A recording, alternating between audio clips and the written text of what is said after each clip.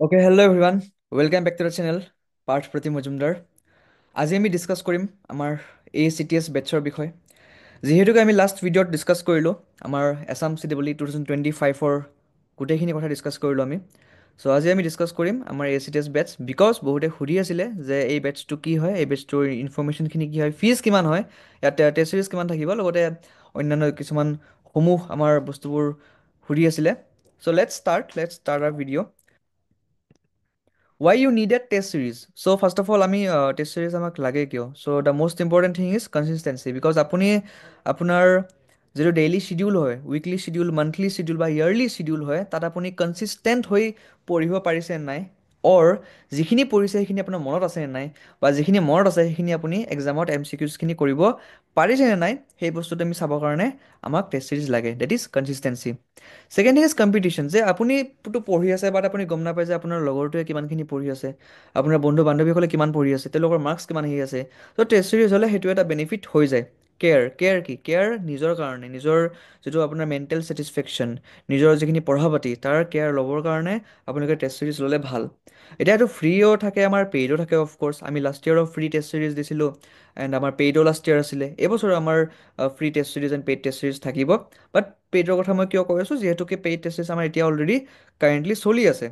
Okay, so' what is ACTS batch 2025? এইটো আমাৰ only one batch of north east India. এইটোৱে আমাৰ এটা বেটছ আছে নৰ্থ ইষ্ট ইণ্ডিয়াৰ। বেলেগ আপুনি CEEৰ বেটছ হয়তো নাপাব পাৰে, আহ, নাপায়, লাইক মানে জেনেৰেলি লঞ্চ নকৰে CEE ফুল্লি ফ'কাছড হৈ পেলাই, ঠিক আছে।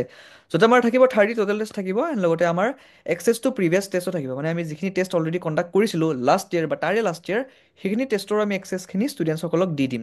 যদিওবা আমি এতিয়া নাই দিয়া, অবভিয়াছলি যিখিনি আমাৰ কাৰেণ্ট ষ্টুডেণ্ট আছে, চ' সেইখিনি ষ্টুডেণ্টে এই পাৰ্টিকুলাৰ 30টা টেষ্টে বৰ্তমান কৰি আছে।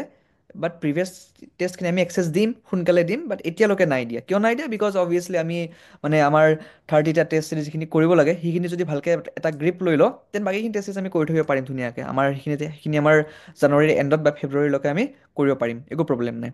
আমাৰ এটা হোৱাটছএপ গ্ৰুপ আছে য'ত আপোনালোকে ডিছকাছ কৰিব পাৰে, এটা গুগল ক্লাছৰুম য'ত আমাৰ টেষ্টসমূহ কণ্ডাক্ট হয়, ৰিপৰ্ট কাৰ্ডসমূহ দিয়া যায়, এনচাৰ কিজসমূহ দিয়া যায়, লগতে অন্যান্য কিছুমান ইনষ্ট্ৰাকশ্যনছ দিয়া যায়।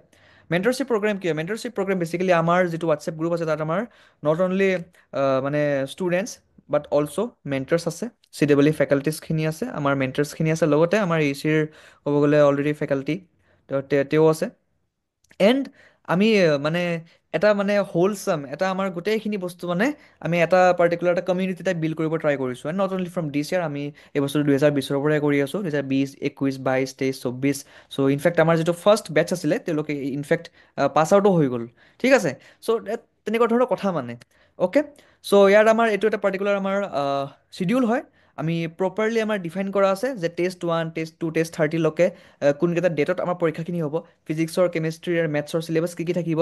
ইয়াত লাষ্ট টাইম এটা ষ্টুডেণ্টছে সুধিছিলে যে মানে আমাৰ যিখিনি ৰিডিউচড চিলেবাছ হয় সেইখিনি আহিব নে আমাৰ যিখিনি অল্ড চিলেবাছ সেইখিনিও আহিব। চ' আমি এইটো টেষ্ট চিৰিজ এনেকুৱাকৈ ডেভেলপ কৰিছোঁ যাতে আমি ৰিডিউচড চিলেবাছখিনি আমি বেছি ফ'কাছ কৰোঁ, বাট আমি যিখিনি আগৰ চিলেবাছ আছিলে, ফৰ এক্সাম্পল ছলিড ষ্টেট, আমি সেইটো ইনক্লুড কৰিছোঁ। কিয় ইনক্লুড কৰিছোঁ? আমি ইনক্লুড এইকাৰণে কৰিছোঁ যাতে মানে ষ্টুডেণ্টছে মানে গোটেইখিনি পঢ়ি এক্সাম দিব যাওক। বিকজ এইবাৰে যদি আপুনি পৰীক্ষা চাই, মানে 2024ৰ যিটো পৰীক্ষা আমাৰ হৈ গ'ল CEEৰ, যদি আপুনি ভালদৰে চায়, আপুনি দেখিব যে ৰিডিউচ চিলেবাছৰ পৰা প্ৰশ্ন আহিছে, কিন্তু অল্ড চিলেবাছৰ পৰাও আহিছে। এণ্ড আমি যেতিয়া ফ্ৰী টেষ্টখিনি কণ্ডাক্ট কৰিছিলোঁ, আমি তেতিয়া অল্ড চিলেবাছৰ মতে দিছিলোঁ। এণ্ড তেতিয়া বহুতখিনি ষ্টুডেণ্টছে কৈছিলে যে ছাৰ আপুনি ৰিডিউচ চিলেবাছৰ মতে প্ৰশ্ন কাকত নাই কাটা। বাট কথাটো হ'ল যে এক্সামত আমাৰ আগৰ চিলেবাছ মতে আহি গ'ল। চ' ৰিডিউচ চিলেবাছে আপোনালোকে পঢ়ক, আমি সেই হিচাপতে আমাৰ গোটেই টেষ্ট চিৰিজটো আছে, বাট আমি আগৰ চিলেবাছো অকণমান মানে পঢ়ি থোৱাটো ভাল। অকণমান ৱেইটেজ থাকিলে একো প্ৰব্লেম নাই। চ' আশা কৰোঁ এইখিনি বস্তু আপোনালোকে বুজি পালে। চ' টেষ্ট 30লৈকে আপোনালোকে গম পায় যে ইয়াত আছে। এণ্ড এইটো আমাৰ ষ্টাৰ্ট হৈ গৈছিলে 10 আগষ্টৰ পৰাই। চ' 10 আগষ্টৰ পৰাই আমাৰ ফাৰ্ষ্ট টেষ্ট ষ্টাৰ্ট হৈ গৈছিলে, বেটছটোতো তাৰে আগতে ষ্টাৰ্ট হৈ গৈছে ইনফেক্ট। চ' যদি আপুনি এতিয়া ডিচেম্বৰত চাই আছে, দেন ডেফিনেটলি মানে আপোনালোকৰ সময় অকণমান গ'ল, কিন্তু বেছি নাই যোৱা, যিহেতুকে আজি ধৰক 15 ডিচেম্বৰ হয়নে, 16 ডিচেম্বৰ, 16 বা 17 বা আপুনি যেতিয়া চাই আছে ভিডিঅ'টো। চ' এতিয়া আমাৰ ডিচেম্বৰৰ মানে ধৰক থাৰ্ড উইক চলি আছে, ৰাইট। চ' এতিয়া আপোনালোকে ডেফিনেটলি মানে মানে জইন কৰিব পাৰে, একো বেছি প্ৰব্লেম নাই। বিকজ আমাৰ টেষ্ট 9 থাকিব, টেষ্ট 9ৰ পৰা আপোনালোকে দিব পাৰিব। বেছি টেষ্ট যোৱা নাই, বিকজ যিহেতু আমি টেষ্ট মানে মান্থলি দুটাকৈ বৰ্তমান কণ্ডাক্ট কৰি আছোঁ, বিকজ অভিয়াছলি চিলেবাছ কভাৰ হ'ব লাগিব। পঢ়িব লাগিব, এনেতো টেষ্ট লৈ লাভ নাই। আমি টেষ্ট বেছিকৈ কেতিয়া ল'ম? বেছিকৈ ল'ম যেতিয়া আমাৰ লাষ্ট মাহৰ পিনে থাকিব, ধৰক মাৰ্চ, এপ্ৰিল, মে', তেতিয়া আমাৰ টেষ্টখিনি সঘনাই হ'ব। ঠিক আছে।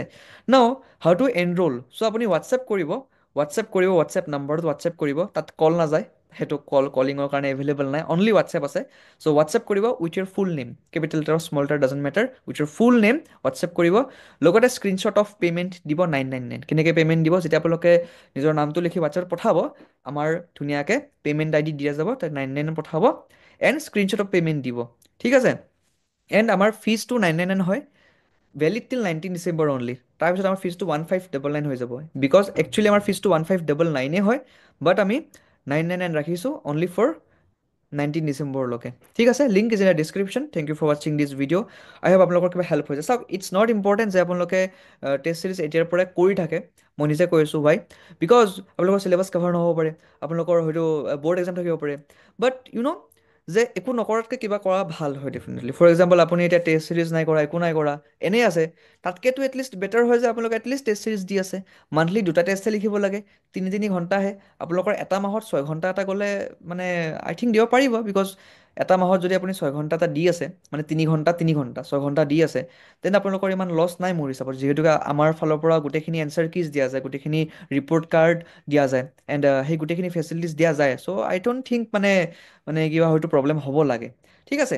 যিহেতুকে আপোনালোকৰ বৰ্ড এক্সামো আছে, চ' সেইকাৰণে আমি ধুনীয়াকৈ সেই হিচাপতে আমাৰ বস্তুবোৰ মানে ৰাখিছোঁ, আমি আমাৰ টেষ্ট চিৰিজটো ৰাখিছোঁ। এণ্ড সেইকাৰণে যদি এতিয়াই জইন কৰে তেতিয়া ভাল হ'ব। পিছত জইন কৰিলে টেষ্টবোৰ মিছ হৈ থাকিব। চ' পিছত জইন কৰিলেও জইন কৰিব পাৰে, একো প্ৰব্লেম নাই, বাট ফিজটো বাঢ়ি যাব এণ্ড টেষ্টখিনি মিছ হৈ থাকিব। এতিয়া জইন কৰিলে হয়তো আপোনালোকে ফিজ কমতে পাই যাব, লগতে আপোনালোকৰ টেষ্টখিনি ইমান মিছ নহ'ব। অলৰেডি মিছ হৈছে, বাট ইমান মিছ নহ'ব। চ' থেংক ইউ ফৰ ৱাচিং দিছ ভিডিঅ'। আই হোপ আপোনালোকে কিবা এটা